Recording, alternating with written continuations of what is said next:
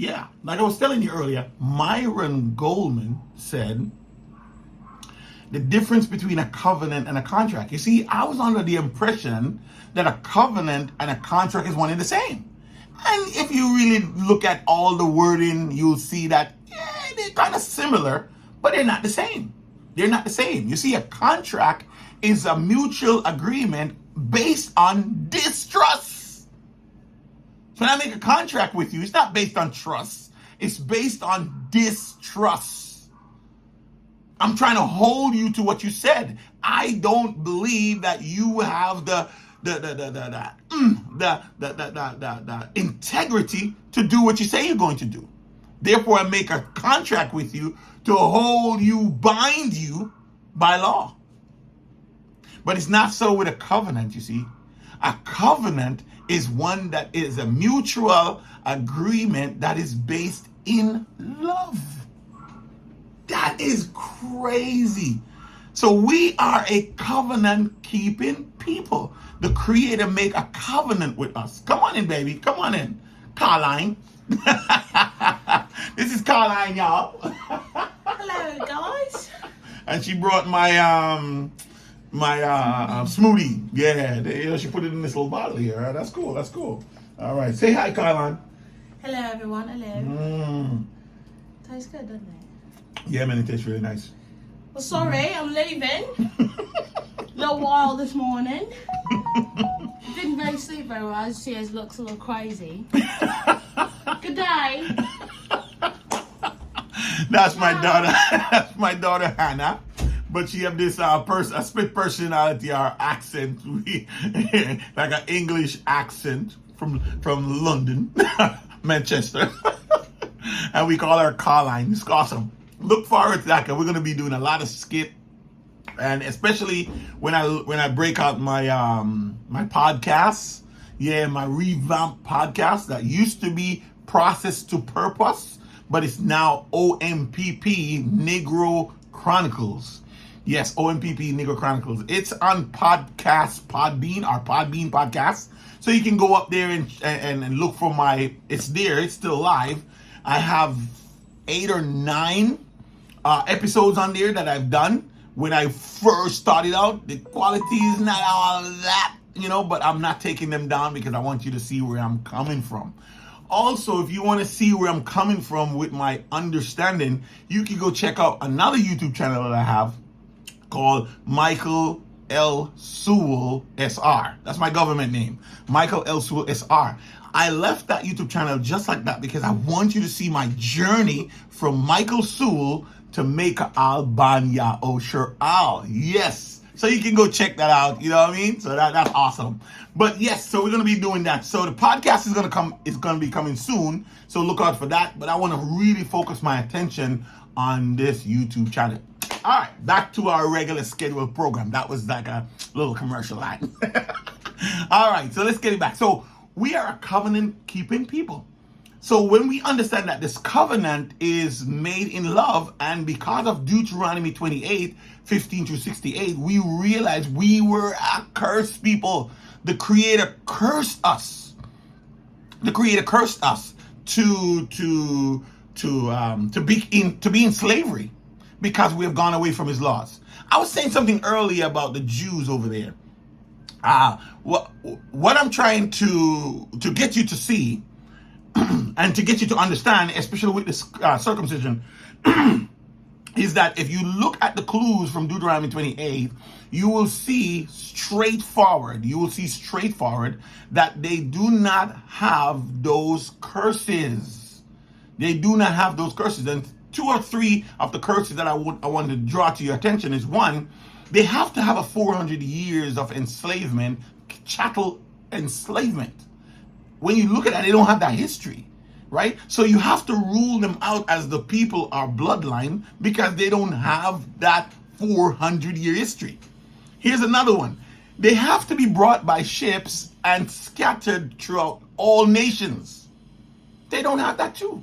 They have to be brought by ship as slaves and is scattered amongst all nations, right?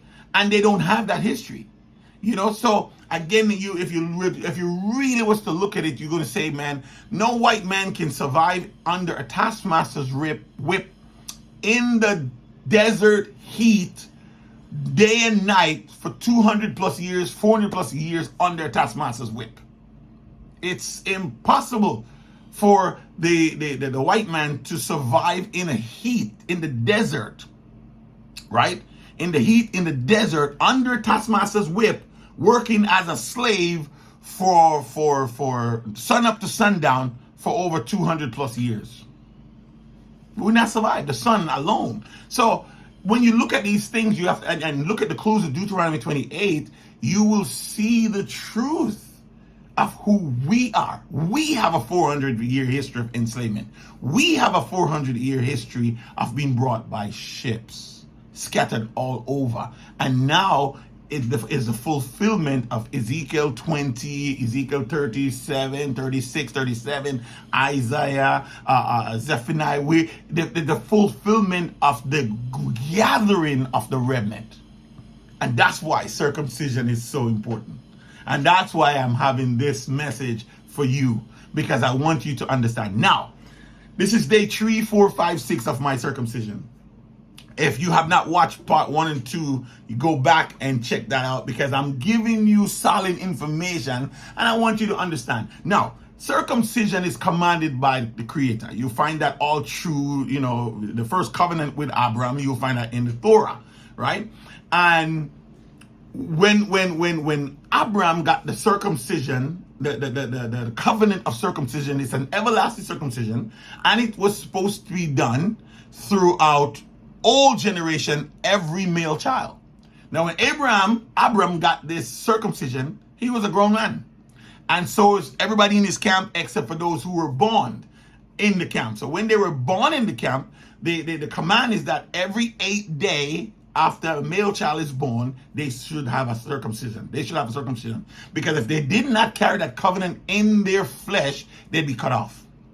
Today, in the Christian world and in the European world, circumcision become a thing, but it is a law based upon a covenant given by the Creator. It's not a thing. It's not just something you do. It's a covenant.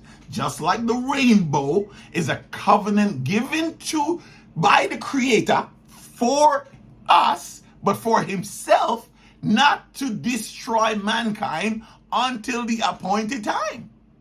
He's not going to destroy us through a flood again. And he make a covenant. He said, when I see it, I will remember my everlasting covenant. So if you've seen a rainbow, that means that the Creator have made a covenant with you. Today, the flag is being used by the LGBTQ as their symbol of love. But if you were to really look at it, you will see that it's greater than just what they're making it out to be. It's a sign, a covenant, a mark, a token. All right? So you got to check, you got to look into that. But we're talking about covenant. So me at 53 years old got circumcised. And I'm excited about it. I'm excited about it because now I'm carrying the covenant in my flesh. It's always in my mind because I'm set apart to do his will. I love him and I love people. I learned this from Myron Goldman last night, and I don't know if you can see it. It's probably backwards here, but he says that your purpose is to please Yahweh and to love your neighbor. That's your purpose in life. So if you're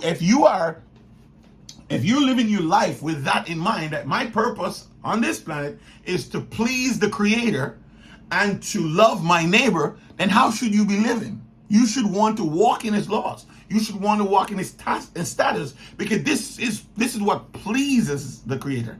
The Messiah said, I always obey my Father because this is what pleases him.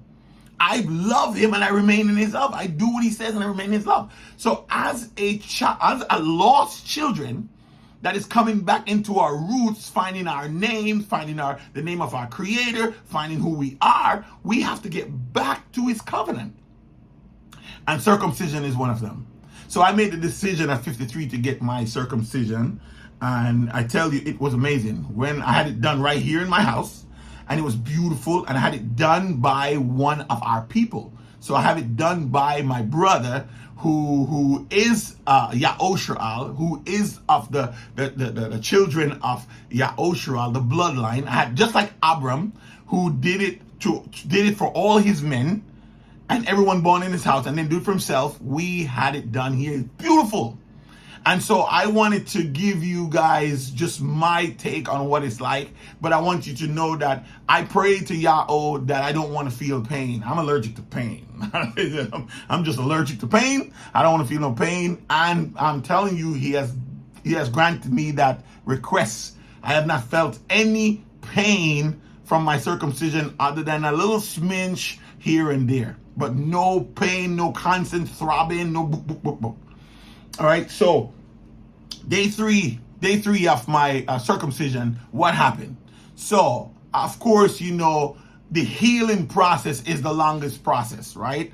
The circumcision itself take about maybe 5-10 minutes. You know, once you put the clamp on there and you cut it with a scalpel and you clean it up with the knife and you open it up, you spread it over the head of the penis, and then you glue it up. The rest is all about healing now. And so you have to care for it a certain way and take it a certain way and sleep a certain way, and you know, when you get up, it because of the swelling, it covers the head. You gotta pull it back, and you know, it all depends on the type of circumcision you get. You can get a circumcision where the felonum, if I said that right, the felonum, that's that little string part that comes into the penis area.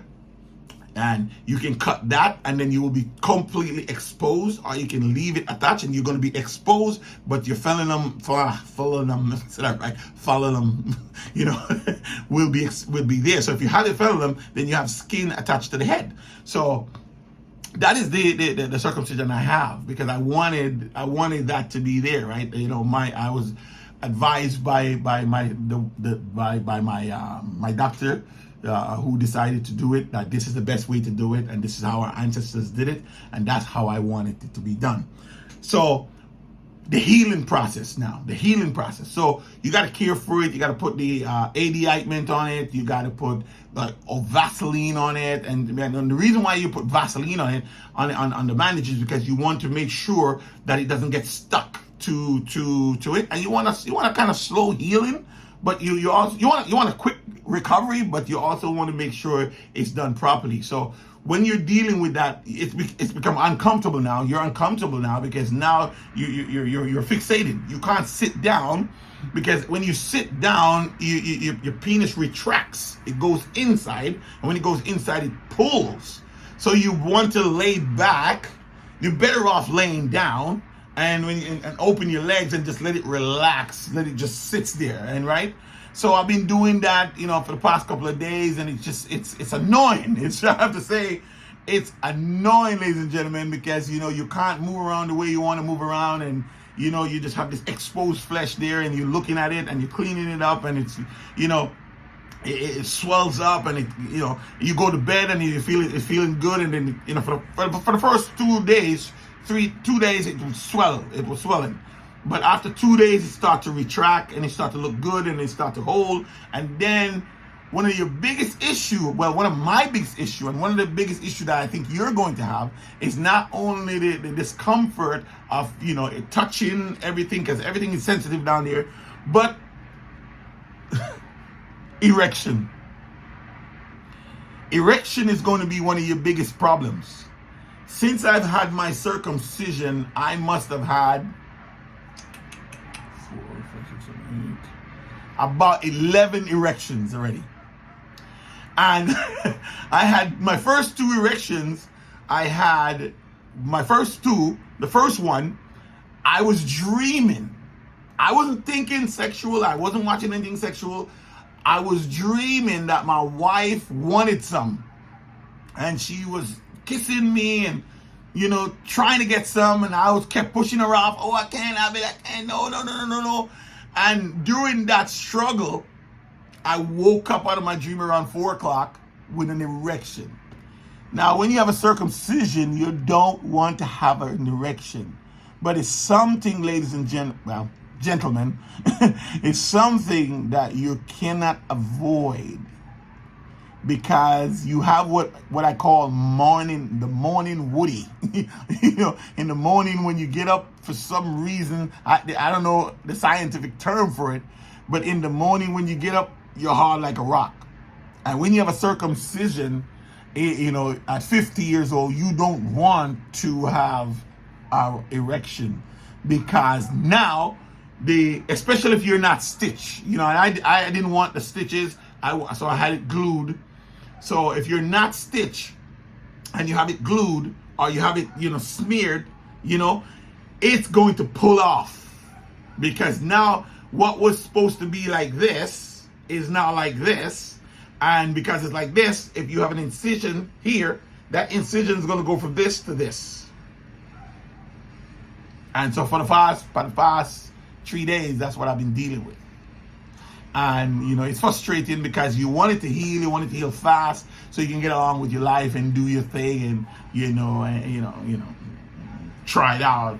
You know what I'm saying? You know, yeah, I definitely want to try out the new and improve, you know what I'm saying?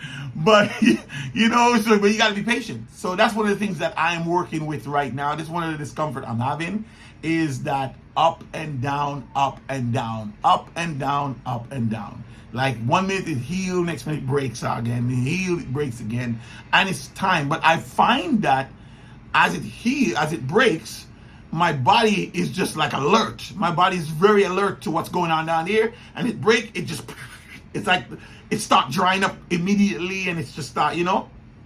When you take showers, it's easy because you don't rub it or anything, but you wash your body, and you just wash it with soap. Like I'll put some soap on it and just make the water do its thing, you know what I mean? So you can wash it and you can clean it. I put coconut oil in it. I know people put AD ointment, but I put pure coconut oil because I found out some things with the Vaseline. The Vaseline has a product in it, a chemical in it that is derived from gasoline. So I don't want to put no Vaseline on this area, so I stopped using Vaseline. I still use occasionally the A&D ointment, but what works for me, I heard about people putting Vicks on there. Vicks, you know, like Vicks Vapor Rub. And some people said it works amazing. I ain't putting no Vicks Vapor Rub down there, but I put the pure coconut oil down there. Any form of rash that I have, any form of cut that I have, coconut oil. So my grandmother used to use that. And it works like a charm, because when you put the coconut oil, the body takes the coconut oil. Your body, because it's so alkaline, it's so good for your body that your body takes it, it sucks it right in. It sucks it right in, and because it sucks it right in, it makes it dry. It makes the ear dry. So when I put the coconut oil on it, it dries up the ear real fast and give me a real good comfort. One of the things that I've noticed too, having a circumcision too, when you stand up, you're working against this electrical pull that's pulling on your thing. So when you're walking around and you're standing up, it's pulling down, and now your cut is now, instead of it being in just above this, what do you call that, the scrotum if I remember, the top of the penis, it will now pull over the penis a little bit. That's that extra skin that's I wouldn't say the inner layer of the skin between the top of the penis and the circumcision, that will pull and roll up over the penis head. And because that happened, now the cut now is not exposed like this. You know, so you have an exposed cut like this, and so you gotta pull it back to keep it, you know, from exposing. And one thing that you can do is you can put a piece of tape at the end of your penis up into like your hip area, and stick the tape so it doesn't pull the skin back. So all these are the things that I'm learning, but instead of looking at it as man, it's annoying. Yes, it is. And all these, I just look at it as such a blessing, because circumcision comes with a blessing. You will be blessed if you do these things. In Revelation, it says, Revelations 14, I believe 12, it says, blessed are they that do his commandments, that they may have the rights to the tree of life, and that they may enter into the gate, into the cities. You see what I'm saying? Because outside are the dogs. Who are the dogs? Those who love and make it lie. Those who don't do the commandments. those who live in iniquities. What is iniquities? Iniquities are lawlessness. You don't keep the law of the Creator. And those are the people that's going to get left behind. Those are the one that doesn't keep the law of the Creator. So the best way to please the Creator is to do what he says. If you look at history, Abram, when he was called, was one, or was one to leave his mother's house and leave his family's house and go to a place where the Creator is going to show him. Now, the Creator also promised him to be the father of all of many nations. Now you gotta see how embarrassing this is. His name Abram means father of nations, right? And so every time people call his name, it's a painful reminder that he has no children. Father Abraham, but without kids. So one of his promise was, hey, listen, you go do what I tell you to do, and you're going to have a child, and my covenant will be with that child. Right? So the obedience, the reward, ladies and gentlemen, the reward is the obedience. We're looking to get something, like you plant, let's say you plant a tree, right? The reward is not planting the tree, right? The reward is the fruit that the tree bear. Or is it? What is the reward? The reward is actually planting the tree. The fruits that it bear is the extra icing on the cake. The reward is the plant. Is if you plant, you will reap. And you never reap what you plant, ladies and gentlemen. You never reap what you sow. That statement is so I would say incorrect, but that statement is so limited. You reap what you sow. That's not true. If you plant 1 grain of corn, you're not going to reap 1 grain of corn. If you plant 1 mango seed, you're not going to reap 1 mango. You're going to reap more than you sow. So how am I supposed to operate? How am I supposed to love? How am I supposed to love the Creator? How am I supposed to love my neighbors? You see, I'm going to give you more because I'm investing in the word of Yahweh. I'm invested in the promise of Yahweh. So this right here, this circumcision that is done in my flesh is me investing in the word of Yahweh. Now we're a relatively new nation starting here. There's maybe about 250 of us down here. We don't have the tabernacle yet, but we have the land where we're going to put the tabernacle on. If you've been watching my videos, you see we've been giving offering sacrifice to Yahweh, grain offerings.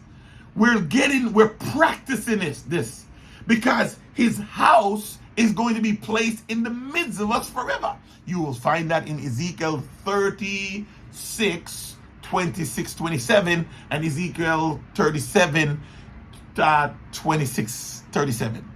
26, 27, or somewhere around here. Right? He's going to place his sanctuary amongst us, in us, for us.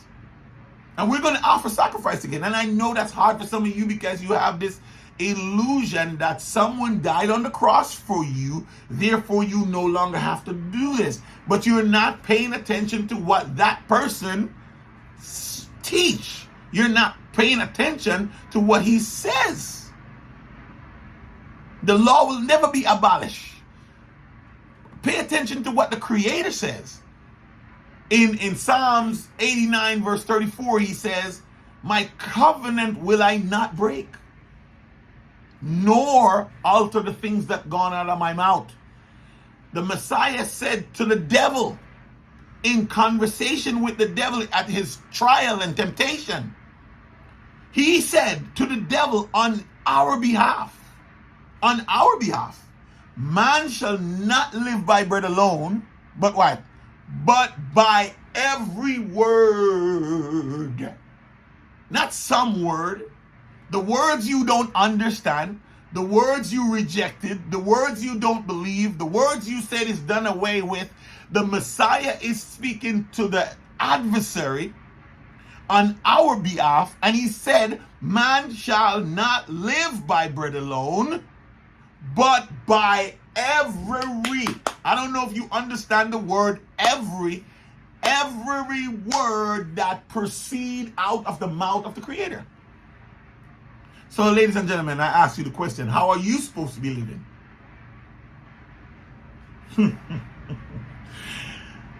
This is why I make this proclamation, and I make it loud and clear.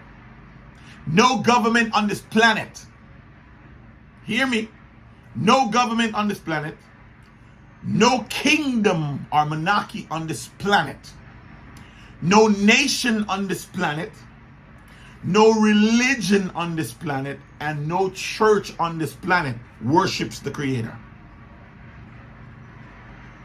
And how do I know this? Because worship is obedience. When the children of Yahushua left Egypt, the purpose was that they would come out to the wilderness. The wilderness to what? Worship the Creator. To serve, to worship, to serve, to love Him. And what was some of the first thing He said? And I'm going to close right here because, you know, I can go forever with this. But I'm going to close right here by sharing with you what exactly happened. If you go to Exodus 19, Exodus 16, I believe, you will see that the first thing the Creator did when He brought them out of the land of Egypt was He gave them His Shabbat.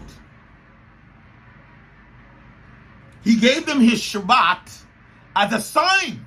Come on now. A sign between Him and them, that they may know that He is the Creator who made them holy. Let me see if I can find this. I think it's Exodus 16. Let me see. Is it Exodus 16 or 19? Let's see here. Exodus 16. I think it is. Verse 12. Let's see. Okay. When He gave them Shabbat. Yes, right here in Exodus 16. And when the children saw that, murmured, He commanded them. Okay, yes. In Exodus 16. So if you read Exodus 16, is when He sent the manna. They were murmuring about the food that they left behind. And now they're starving. And He sent the manna. And when He sent the manna from heaven, it was to test them. To test them to see if they would do His commandments. He said, 6 days you are to pick up the bread, and you must not store it until for the next day. And when they would pick up the manna and store it up, it turned maggot. It would stink. It would spoil. And that's how you know who is keeping the covenant or not, the commandment or not. And He said, on the 6th day, you must take up enough for 2 days. You see? He was testing them. And when they refused to do it, or when they didn't do it properly, or some of them, you can hear that the Creator said, how long will this people fail to obey my commands? Right? He's testing them, ladies and gentlemen. He's testing them. So that's the first thing He did. He gave them the sign. And if you don't know what the covenant is, you have to go to Exodus chapter 31, I believe. Exodus 31 and verse 12, I think. Yes, Exodus 31 and verse 12. Watch this. It says, and Yahweh spake unto Moshe, saying, speak thou also unto the children of Yahushua, saying, verily my Sabbaths you shall keep. Watch this. Who is He speaking to? He is not speaking to the world. He's not speaking to the Egyptians. He's not speaking to the Philistines. He's not speaking to the Canaanites. He's not speaking to the Amorites, Amalekites, and all the other ites that's in the Bible. He's not speaking to them. They all worship another God. They all have their own government. They all have their own religion. He's only speaking to the children of Yahushua. And that's why He says, speak to the children of Yahushua and say unto them, verily my Sabbaths, more than one, you shall keep, for this is a sign between me and you throughout your generations, that you may know that I am Yahweh that does sanctify you. So why He wants us to keep His Shabbat is because He wants us to know that it's a sign, a mark, a token, a seal, that we may know that he is our God. And that's the most important, ladies and gentlemen. I got circumcised because I do not worship the God of this world. I got circumcised because I worship the Creator.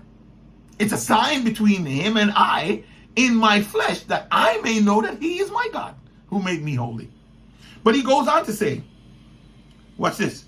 He goes on to say in verse 14, Exodus 31 verse 14, he says, you shall keep the Sabbath, therefore, for it is holy unto you. Everyone that defile it shall surely be put to death. For whosoever does any work therein, that soul shall be cut off from among his people. Watch this.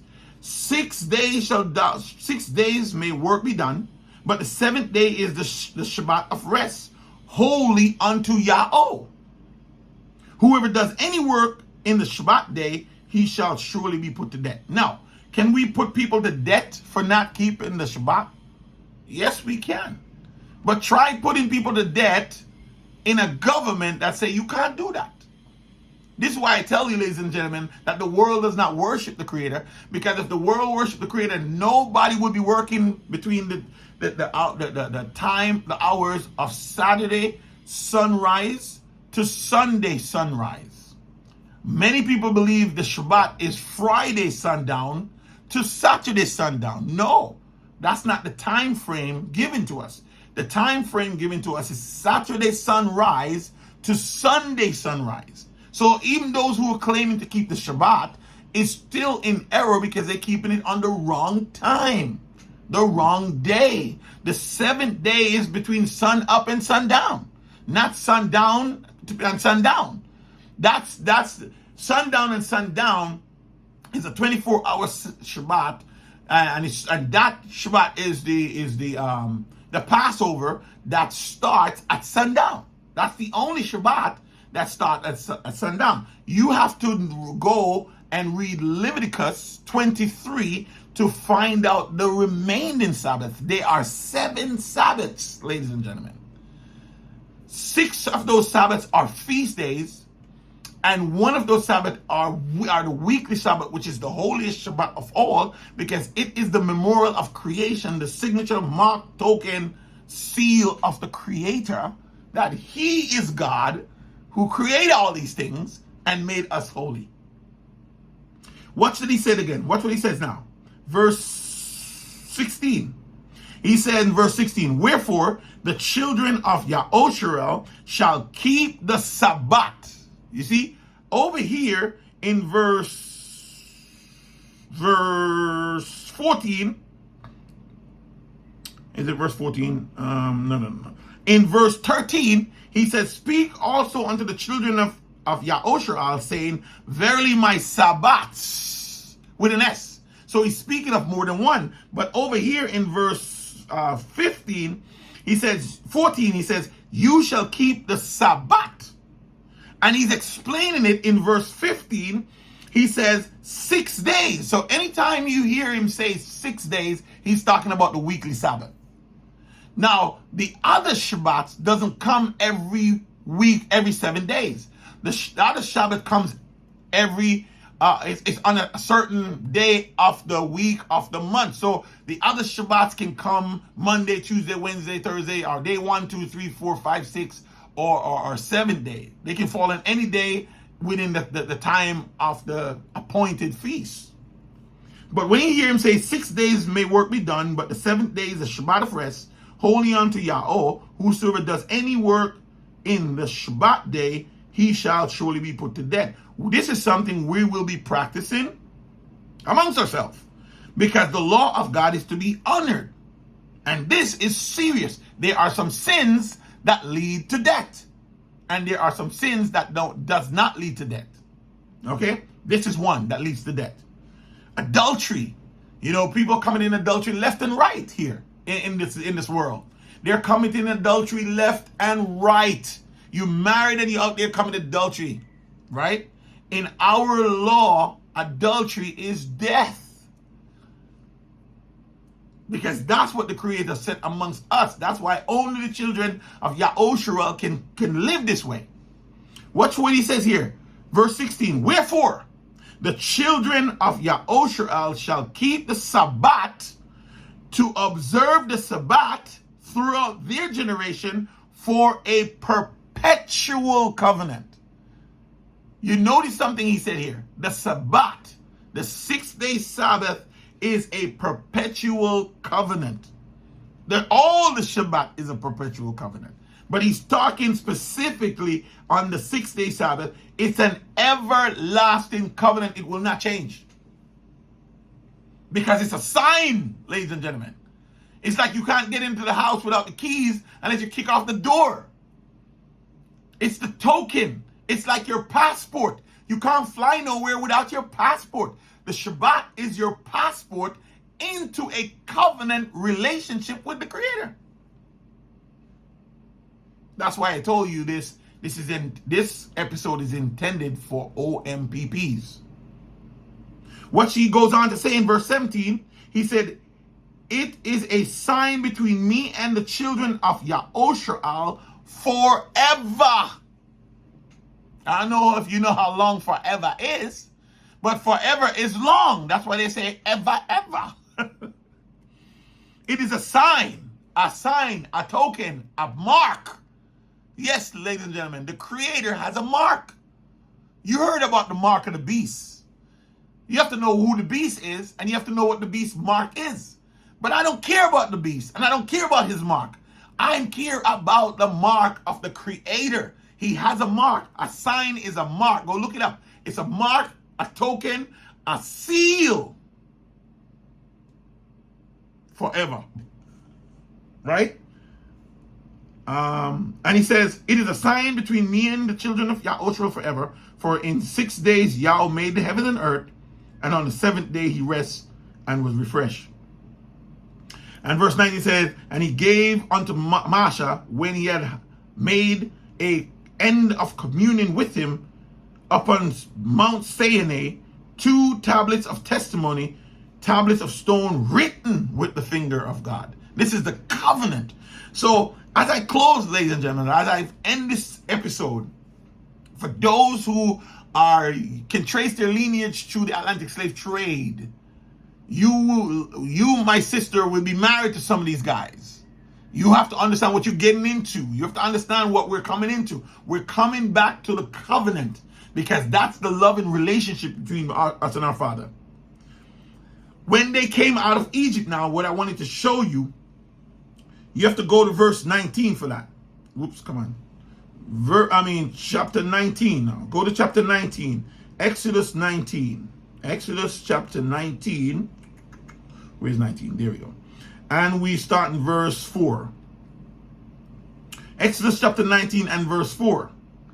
Listen to what he says here. Listen to what he says here. Exodus chapter 19 and verse 4. He says, you have seen what I did unto the Egyptians, and how I bear you on eagle's wings and brought you unto myself. What did he do? He brought us unto himself. Why? So we can know how to worship him. Worship is through laws. It's through statutes. It's through decrees. It's through commands. It's all about obedience. They never knew how to worship him because they spent 430 years in Egypt. The land of bondage, of enslavement. They worship other gods there. They couldn't worship the Creator because they didn't know how to worship. They have lost their ways, just like we have from the 400 years of enslavement through the Atlantic slave trade. We lost our names, we lost our inheritance, we lost our heritage, we lost our culture, we lost everything. And we took on the names, culture, heritage of our ancestors, of our slave masters. And the same thing is happening. Come out of her, my people, that you may not be partakers of her sins, because the Heavenly Father is going to lay waste the cities of our enemies. Who is the enemy of the Creator? You need to go to Psalms 82, I believe it. Either Psalms 82 or Psalms 82 or Psalms 92. I can't remember which Psalms, but I'm going to get that to that. But let's not lose track here. So remember now, the first thing he gave them was his Shabbat. That's the first thing he gave them, the Shabbat, to see if they would obey him or not. The second thing he did, he cleansed them, and he brought them to the Mount Sinai. And he says here in Exodus 19 and verse 4, you have seen what I did unto the Egyptians, and how I bear you on eagle's wings and brought you unto myself. Now, watch this now. Here's the choice. Here's the decision. Now, therefore, if you will obey my voice indeed and keep my covenant, then you shall be a peculiar treasure unto me above all people. For all the earth is mine. So what was the ultimatum he's given us? What was the choice he's given us? If you obey my voice indeed and keep my covenant, then, see, if you don't do this, you can't be this peculiar tree unto me. You can't be this treasure unto me above all people. You'll be a curse. But he goes on again in verse 6. He says, and you shall be unto me a kingdom of priests, a holy nation. These are the words which thou shalt speak unto the children of Yahushua. See? But do they know how to obey him? No. They don't know how to obey him. They don't know what he required. But he's giving them this. So then you read down 19 and you go all the way down to the cleansing and the 3 days of separation, and then you get to chapter 20. And now they meeting the Creator for the first time. And Marsha called to the Creator and the Creator called back. And they're hearing his voice for the first time. They're hearing and the laws for the first time. They're hearing the requirements of worship, the 10 Commandments, the Torah, in its written with the finger of the Creator, spoken by his own mouth.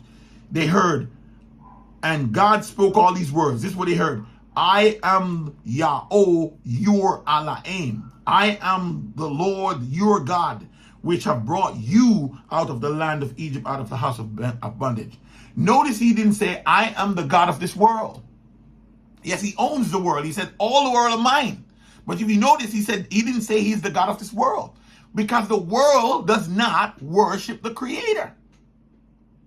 The world does not worship the Creator. Right? He said, I am your God, who have brought you out of the land of Egypt, out of the house of bondage. That's the difference between you and the world.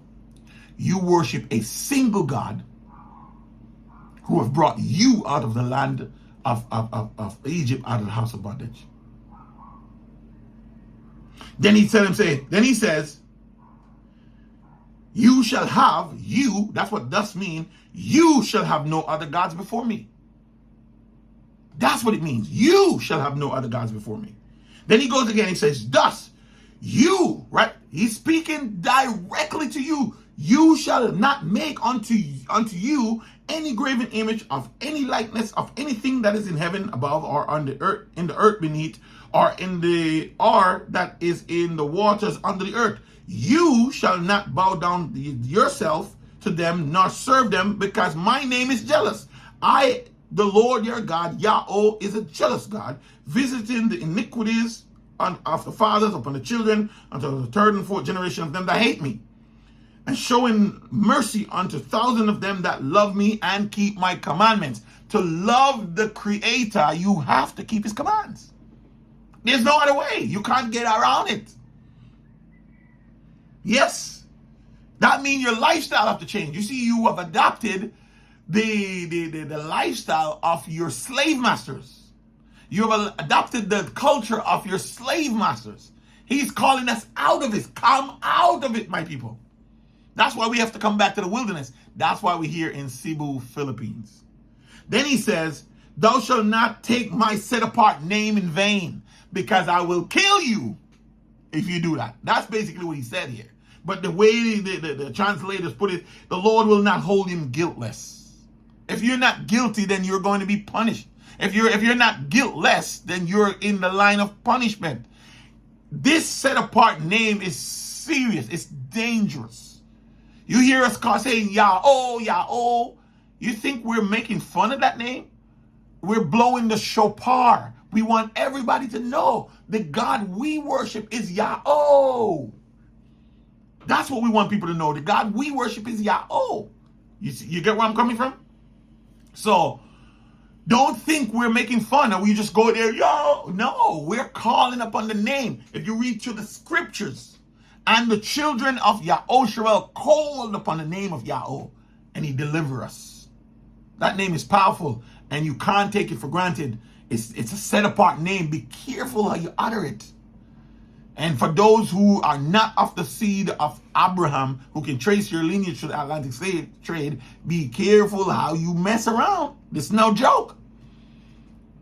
And let me just say something here, because my wife brought something to my attention. There are a lot of us, there are a lot of Filipinos here that has accepted the name Yahweh. All over in different islands are calling on the name of Yahweh, and they're being blessed. So don't think that because you're not of the bloodline, you can call on this name. Isaiah 56 have the answers for you. If you cannot trace your lineage to the Atlantic slave trade and you want to worship the God of the Hebrew, go to Isaiah 56. He'll tell you what to do right there. The Creator is going to tell you what he expects from you, a stranger. You can join yourself to him. Go read Isaiah 56. That's just, all right, let me just wrap this up real fast again. Verse 2, verse 7. And thou shalt not take, okay, I read that already. Verse 8, listen to this. Remember the Sabbath day to keep holy. He's not talking about the feast day here. The Sabbath day. He's talking about watch this. He's telling you to remember it. Why you must remember it? Because this fourth command is a covenant within a covenant. It's the heart of his covenant. Any covenant the Creator make with us, the heart of the covenant is a Shabbat. Why is that? Because it is his signature. It is his mark, his seal, his sign, his token, along with his roke that he put upon you. Notice he saved them first before he gave them the commands. He didn't give them the commands in Egypt. They will never be able to carry it out in Egypt because they're under a different government. First, he had to take them out of Egypt so that they would be under his government. You see what I'm saying? And he said here, remember. Now, remember is a word that is used to call back to existence, back to the present, that which was said. Now, you can say, man, I never heard of the Shabbat before. And you're saying now, make all, that the Shabbat is Saturday morning and ends at Sunday morning. You've never heard that before. That's his Shabbat. He's telling you to remember it. Now, you never heard it before. Now you're hearing it from me. Don't forget it. Remember the Sabbath day to keep it holy. 6 days shalt thou labor and do all thy work, but the seventh day is the Sabbath of the Lord thy God. In it thou shalt do no work, thou nor thy sons, nor daughter, nor thy manservant, nor thy maidservant, nor thy cattle, nor thy strangers that is within thy gate. You notice he included you, strangers. So Filipinos, I love you guys to death. I love me some Filipinos. I just think you guys have some of the greatest heart ever, man. I just love your hard work. I just love your attitude. I love Filipino. I know there's bad apples everywhere, and they're all over, and they can make it bad for other people. But for where I live here in Cebu, I tell you, man, I just love your hospitality, your gentle heart, your kindness. I love you guys. I love Filipinos. That's why my channel is now living in the Philippines, because I love you guys, right? And I see you guys as like a host, like you guys are hosting us. So I'm going to give you the utmost love and the utmost respect, and I'm going to treat you with the best of intentions, because I know you're hosting me here, and I love you for that. And you will be blessed for that, because we have the blessings of Abraham, that anyone who bless us will be blessed by Yahweh, and anyone who cursed us will be cursed by Yahweh. So be careful how you treat us when you see us. Don't make fun of us. Don't call us names. Bless us. Give to us. Serve us. And watch what's going to happen to you. Use it as a test to see if this God that we're calling upon is true. Do that for us. Make a way for us. And watch what's going to happen to you. And you can look around and see every Filipino that made a way for us, that served us in any way, is blessed by us. Watch, look and see. Is blessed by Yahweh. All right, where am I? Right. Verse 11. For in 6 days Yahweh has made the heavens and earth, the sea and all that in them is, and rested on the seventh day. Wherefore Yahweh blessed the seventh day, the Shabbat day, and hallowed it. You notice how he goes back to creation? This is the covenant within the covenant. All right. Then honor your father and thy mother, that thy days may be long upon the land which Yahweh has given thee. You see what I'm saying? These are the covenant. These are the commands that of worship that they are to understand. Every other command is derived from all of these 10. And this is the one that the Jews has rejected. They rejected this command because they didn't want to honor their parents. They didn't want to honor their parents, so they reject this command. And guess what? The world today at large reject the fourth commandment and replace it with Sunday. And say they worship the Creator because they know nothing about this command. They know nothing about this, that this is a sign from Yahweh. Watch this now. Thou shalt not kill. Thou shalt not commit adultery. Thou shalt not steal. Thou shalt not bear false witness against thy neighbor. Thou shalt not covet thy neighbor's house, nor covet thy neighbor's wife, nor his manservant, his maidservant, his ox, his ass, or anything that is thy neighbor's. Right? Now watch this now. Watch this now. This is the clincher. This is how you worship me, say the Creator. Watch what the people did. Were they excited? Were they happy? Were they like, yeah, we finally know how to worship our God? Ooh. No. Watch what they did. Verse 18. And all the people saw the thundering and the lightning and the noise of the trumpet and the mountain smoking. And when the people saw it, they removed and stood afar off. They ran away. They were afraid. And why were they afraid? What were they afraid of? The Creator led them out. They see all the miracles. They see all the devastation of Egypt. And they see how the Creator protects them and led them through the wilderness with a pillar of cloud by day and a pillar of fire by night and led them unto himself. They see the smoking mountain. They heard the trumpet. What are they afraid of? They were afraid of that which was commanded. Because everything they were commanded not to do, everything that they were commanded to do, they were doing the things they were not to do, and they weren't doing the things they were commanded to do. That's why they were afraid, and they thought they would die. And instead of saying, I repented, see, repentance is immediate. That's why I went and got this circumcision done. What did they do? They removed themselves, and then they say, in verse 19, Exodus 20, verse 19, and they said unto Moshe, speak thou with us, and we will hear, but let not God speak with us, lest we die. Imagine that. And that's why we always have a mediator. That's why we always have a prophet. That's why we always have a mediator. We always have a prophet, because what? We're afraid to hear what the Creator have to say. And so we need a prophet. And from that point on, it's like Yahweh has been always speaking through prophets. And that's why he revealed his secrets to his servants, the prophet. Amos 3 verse 7. Surely Yahweh, our higher power, will do nothing, ladies and gentlemen, but to reveal his secrets through his servants, the prophet. Hence the ravenous bird.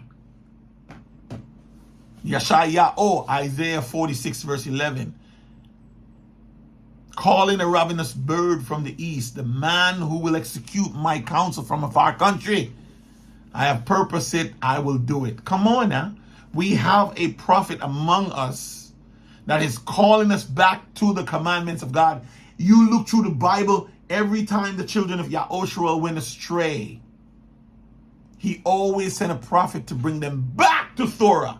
Bring them back to Thiota. That's the law, which is the first 5 books of Masha, and the rest of the Old Testament. And when the people restore the covenant in their hearts, you see, your heart is right here in your mind. When they restore it in their hearts and do it, Yahweh bless them, give them safety from their enemies, protect them, give them longevity of life. Their field grow, their business grow, they got the multiplying children. Everything, protection from their enemies. But whenever they break his covenant, a bad king come, a bad leader come, and they break his covenant, what do you do? Same thing over and over again. Sell them into slavery. I'm so grateful that we're at the point in the history. We're coming up on the 40s. This is the 42nd Jubilee, which started in 1975 and will be the 50th year in March, spring of 2025. This is the end of a Jubilee year. We know that the Exodus of us leaving the land of our enslavement to come into the wilderness, 1 by 1, 2 by 2, is the year 2023. Now we passed the year 2023. 2024 is like the kind of like an added year. So you got some time to come here to the Philippines and be in the position, in the spot where the Creator wants you to be, in the wilderness. 2025, you may not have that opportunity. Come 2025, there's going to be a whole lot of bangarang happening. You see what's going on with the US dollar. You see what's going on all over the world. Some things are coming. Now, I can't tell you what's coming. I'm no prophet. That's why you have the Ravenous Bird. If you have not visited this channel, I suggest you go visit this channel right now on YouTube. Go look up the Ravenous Bird and go watch those videos. Go watch Leave on Wings because you're running out of time. Go watch Leave on Wings. Start with Leave on Wings. You're running out of time. If you can trace your lineage through the Atlantic slave trade, I'm telling you, you're running out of time. Go watch Leave on Wings so you can prepare your family for what the Creator have in store for you. Now, that's up to you if you want to come. And so, ladies and gentlemen, that is why I have circumcised. And I'm loving it. Yes, it's a little annoying right now, but you know what? It won't be annoying forever. I'm very hypertension right now. I'm hype that I'm able to carry, after 53 years, carry the covenant of Yahweh in my flesh. None of my siblings have had a circumcision. My brothers, I have 6 brothers and 1 sister, and none of them have circumcised. I have 3 sons, and none of them are circumcised. And I have 2 grandsons, and they're not circumcised. And you know why? Because we never took that serious. We lived in the land of our enslavement. It wasn't a thing. We were Christians. It wasn't a thing. But now we know who we are. We know what we have to do. I am leading the way, and that's why I've done it at 53. And it's beautiful. It's beautiful. And all the men here that are here, some of those who have already come here had been circumcised since they were a child. They didn't know they were a part of a covenant. They just did it because back then that's how they did it. The world, the Americas, the Caribbean, they used to practice these things because they used to practice the law of God, the law of Yahweh. The law of Yahweh is the ultimate law, and every law that doesn't adhere to that law, which is Yahweh's law, is no law at all. And the world has gone away from Yahweh. They don't care about him. They don't want to worship him. They make their own laws. What Yahweh said we must put to death for, they say no. What Yahweh said not to do, they say do. Every law that Yahweh put out, the world go against it and create another law which is opposite of the law of Yahweh. And that's why I tell you, no government, no kingdom, no religion, no nation, no church on earth worships the Creator. And so we are chosen out of the world, out of the remnant that's scattered all over the world, to bring back the fire to bring back the fire, ladies and gentlemen, the truth, to make known to the world that there is a God who keeps his covenant and don't alter the things that leave his lips, whose word will have the final say. And so that's why I did this, and I'm grateful and thankful for you who are joining us. All right, I want to thank you guys so much for joining us, for joining me today. I really appreciate you. Don't forget to like, don't forget to share, don't forget to put a thumbs up, don't forget to comment, don't forget to hit the notification bell. And again, ladies and gentlemen, this is serious for us, and stay tuned for some more content. I'm coming out with a lot more content, but this episode here is totally dedicated to a certain type of audience, which is those who can trace their lineage to the Atlantic slave trade, and those strangers who want to know more and join up with Yahweh. Isaiah 56 is your answers. All right, I love you guys. Until next time, peace and thank you.